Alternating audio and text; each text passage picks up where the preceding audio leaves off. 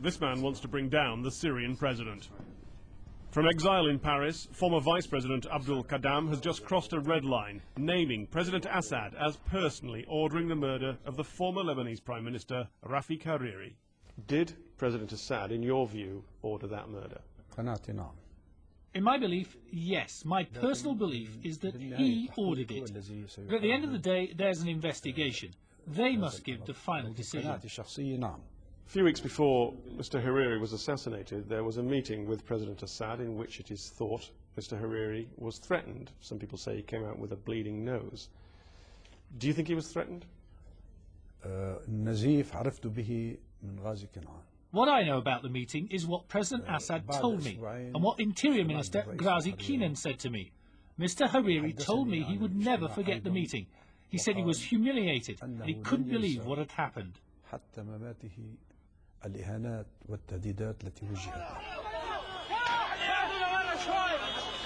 Of the three men who spoke to Mr. Qadam about the meeting, only President Assad is still alive. This bomb killed Mr. Hariri. The Syrian Interior Minister committed suicide. There are allegations he was forced to.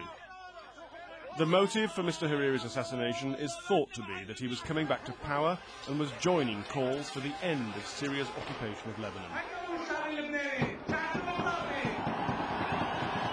Ironically, his death sparked the demonstrations which gave Lebanon and many other countries the courage to actually push Syria out. Now there's a UN investigation into the murder. Detectives involved wish to speak to President Assad about it. Today, though, Damascus announced the president will not cooperate. They also want to speak to Mr. Qadam about his allegations. Another irony, Mr. Qadam, a friend of Hariri's, was almost at the top of the Syrian dictatorship. He's seen here with President Assad. Now he calls for democracy in his country.